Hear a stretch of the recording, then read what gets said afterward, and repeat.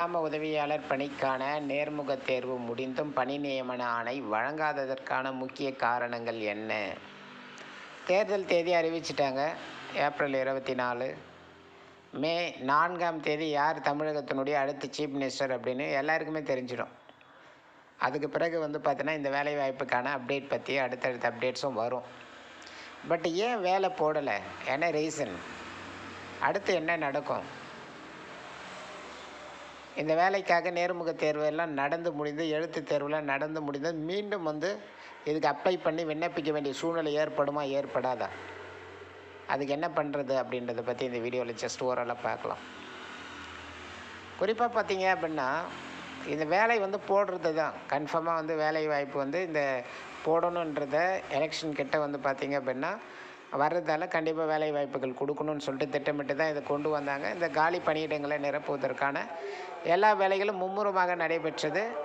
என்னென்னா வேக்கன்சி ரொம்ப கம்மி. சரியா? வேக்கன்சி கம்மி, ஆனால் விண்ணப்பித்தவங்க ஏராளமாக அதிகமான பேர் விண்ணப்பித்தாங்க. இந்த நிலையில் பார்த்திங்கன்னா இதில் மிகப்பெரிய ஒரு பாலிட்டிக்ஸுங்க.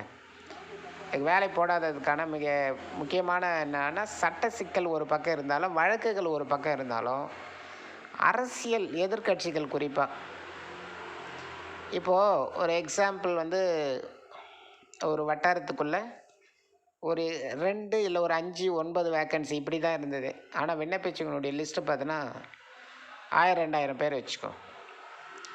வேக்கன்சி எவ்வளோ? 9 வேக்கன்சி, 5 வேக்கன்சி, 1000, 2000, 5000 பேர்கிட்ட விண்ணப்பிச்சிருக்காங்க. நேர்முக தேர்வு அட்டன் பண்ணியிருக்காங்க. அவங்க மொத்த பேர் போராட ஆரம்பிச்சிடுவாங்க. வேலை வாய்ப்பு பார்த்திங்க அப்படின்னா பணத்தை வாங்கின்னு போட்டாங்கன்னு சொல்லுவாங்க.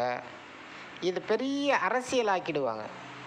எதிர்கட்சிகள் என்ன பண்ணியிருப்பாங்கன்னா இந்த வேலை வாய்ப்பு கிடைக்காதவங்களை ஒன்று திரட்டி கூட்டி ஒரு போராட்டம் பண்ணிகிட்டு இருப்பாங்க. இது தமிழ்நாடு முழுக்க மிகப்பெரிய பிரச்சனையாக மாற்றிருக்க வாய்ப்புகள் நிறையவே இருக்குங்க. இதை அரசாங்கம் ரொம்ப கவனமாக யோசிச்சுது. அது மட்டும் இல்லாமல் நம்முடைய அமைச்சர்கள் மேலே பார்த்திங்க அப்படின்னா இந்த ஊழல் வழக்கு, இந்த வேலை வாய்ப்புக்காக லஞ்சம் வாங்கினாங்க அப்படின்ற ஊழல் வழக்குகளை தொடுக்கிறதுக்காக அப்படியே இந்த கவனமாக பார்த்துட்டே இருந்தது எதிர்கட்சிகள். இந்த நேரத்தில் இந்த வேலை போட்ட அப்படின்னா கண்டிப்பாக லஞ்சம் வாங்கி ஒரு ஊழல் பண்ணி தான் போட்டாங்கன்னு சொல்லிட்டு ஈடியை வச்சு ஒரு கேஸே போட்டிருப்பாங்க. போட்ட எந்தெந்த மினிஸ்டர் தூக்கணுமோ தூக்கிட்டு இருப்பான்.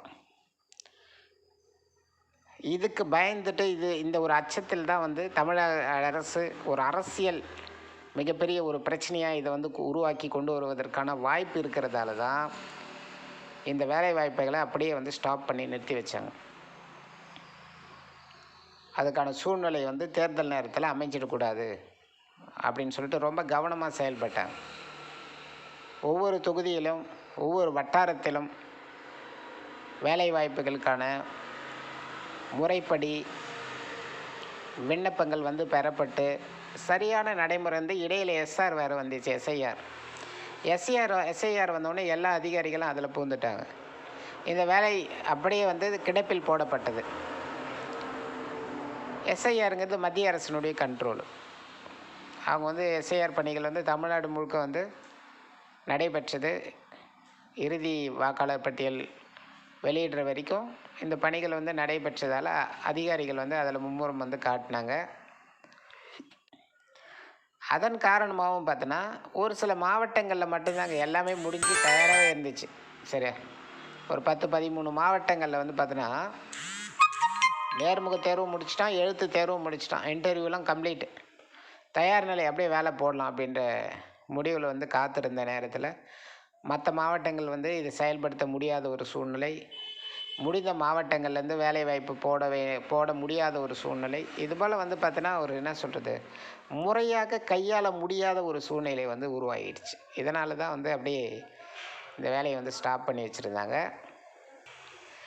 அதாவது பார்த்தோன்னா இந்த சான்றிதழ் சரிபார்ப்பு, தேர்வு முடிவுகள் வெளியிடுவதில் ஏற்படும் இந்த காலதாமதங்கள் 3 மாதங்களுக்கு மேலாக கடந்து போனதால் அதுக்கு பிறகு வெளியிட முடியாத ஒரு சூழல். ஏன்னா அது பார்த்தோன்னா டிசம்பர்லேயே ஸ்டார்டிங் டிசம்பர் 10க்குள்ளே இது வேலை போட்டிருக்கணும். அந்த மாதத்துக்குள்ளவே ஜனவரி, பிப்ரவரி, இது மார்ச்சே போச்சு. இதுக்கப்புறம் வாய்ப்பே கிடையாது. இதில் மிகப்பெரிய ஒரு என்ன அப்படின்னா, இப்போ நடந்து முடிந்த மாவட்டங்களிலேயாவது இந்த வேலை வாய்ப்புகளை வந்து நியமன ஆணை வந்து கொடுத்துருக்கலாம். இது எதிர்க்கட்சிகள் வேறு மாதிரி திசை திருப்பி இந்த வேலை வாய்ப்பு முழுவதுமாக அரசியல் கட்சியினுடைய லஞ்சம் வாங்கி கொண்டு போட்டாங்க அப்படின்றத நீங்கள் நேர்மையாக போட்டால் கூட சரி, இப்படி தான் போட்டாங்க அப்படின்றத மிகப்பெரிய ஒரு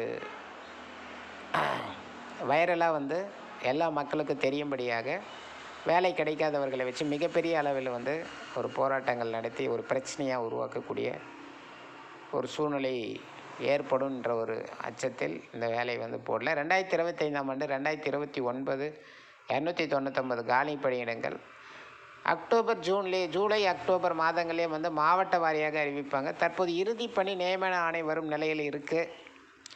சட்ட ரீதியான சிக்கல் தீர்க்கப்பட்டவுடன் ஆணை வழங்கப்படும் என எதிர்பார்க்கப்படுகிறது. இப்போது தமிழக அரசு ஒன்றுமே பண்ண முடியாது, உங்களுக்கே தெரியும். ஏன்னா எலெக்ஷன் கமிஷனுடைய கண்ட்ரோலில் தமிழக அரசு மொத்தமே போயிடுச்சு. தலைமைச் செயலகத்தில் ஃபோட்டோஸ் எல்லாமே ரிமூவ் பண்ணிவிடுவோம். உங்களுக்கே தெரியும், எல்லா அரசியல் தலைவரினுடைய எந்த ஒரு செயல்பாடும் இருக்காது. அரசு அலுவலகங்கள் புதுசாக எதுவும் வேலை போடக்கூடாது, எதுவும் அறிவிப்பு வரக்கூடாது, எதுவுமே பண்ணக்கூடாது. மே 4 வரைக்கும் இந்த வேலைக்கான எந்த ஒரு அப்டேட்டுமே கிடைக்கவே போகிறதில்ல. ஏன்னா போடவும் முடியாது, வாய்ப்பும் கிடையாது, 100% கிடையாது. மே 4க்கு பிறகு என்ன நடக்கும்? தமிழகனுடைய முதலமைச்சர் மீண்டும் முதலமைச்சர் ஆனால் இந்த வேலைகள் வந்து நடந்து முடிந்த, அதாவது பார்த்தோன்னா மாவட்டங்களில் நேர்முக தேர்வு, இன்டர்வியூ, சான்றிதழ் சரிபார்ப்பில் நடந்து முடிஞ்சிருச்சுல்ல, அதுக்கான வேலை வாய்ப்புகள் நிச்சயம் உங்களுக்கு கிடைக்கும். நடக்காத மாவட்டங்களில் நடத்தி உங்களுக்கான வேலை வாய்ப்பு வந்து கொடுப்பாங்க. சேம் சீஃப் மினிஸ்டர் வந்துட்டால் எந்த ப்ராப்ளமும் கிடையாது. நீங்கள் தைரியமாக வந்து இருக்கலாம். இந்த வழக்குகள், இந்த சட்ட சிக்கல்கள், இது எல்லாமே அவங்க ஈஸியாக டீல் பண்ணிவிடுவாங்க. இதெல்லாம் பெரிய விஷயம் கிடையாது.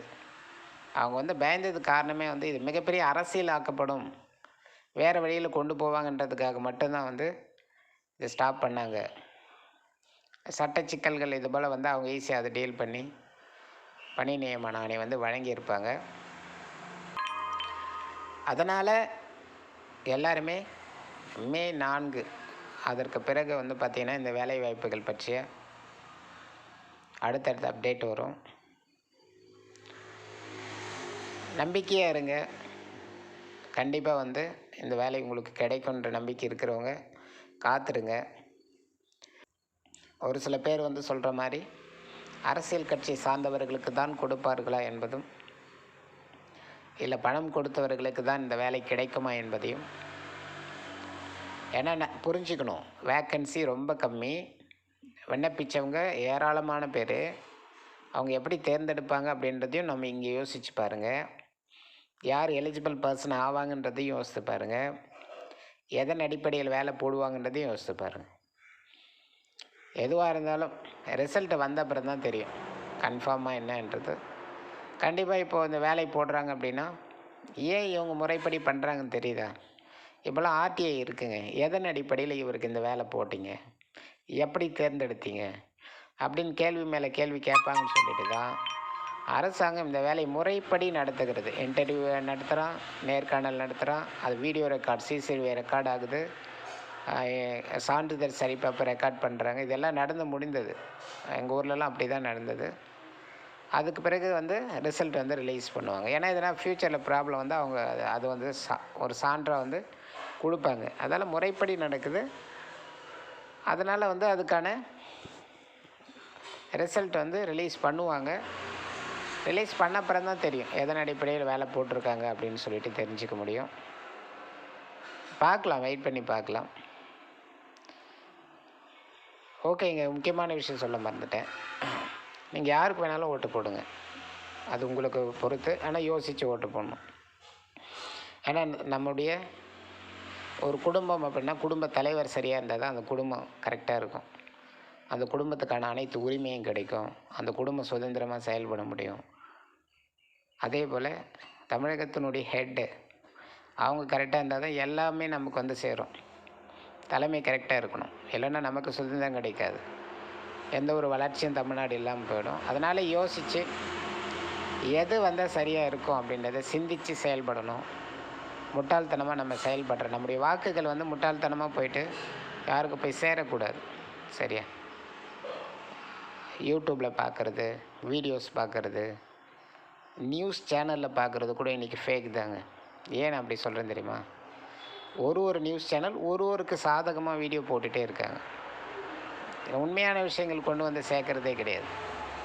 அதே போல் யூடியூபர்ஸ், இன்ஸ்டாகிராம்ஸ் இவங்க எல்லாமே வந்து பணத்தை வாங்கிக்கிட்டு ஒரு ஃபேக் நியூஸை அப்படி சும்மா வைரல் பண்ணுறது, இது போல் விஷயங்கள் நிறையவே நடக்குது. அதனால் எங்கே எதை பார்த்தாலும் எது பண்ணாலும் நீங்கள் அனாலிசிஸ் பண்ணுங்கள். எது சரி, எது தப்பு, நம்ம லைஃபுக்கு எது தேவை, உங்கள் குழந்தைக்கு எது தேவை, உங்கள் குழந்தை ஃப்ரீயாக படிக்கணும், ஃப்யூச்சரில் நல்லா வரணும் அப்படின்னா என்ன பண்ணணும், யார் தேவை அப்படின்றத யோசித்து டிசைட் பண்ணி ஓட் பண்ணுங்கள். வாக்களிப்பது நம்முடைய கடமை. ஓகேவா? Okay, thank you so much. அடுத்த வீடியோவில் சந்திக்கலாம். பாய்.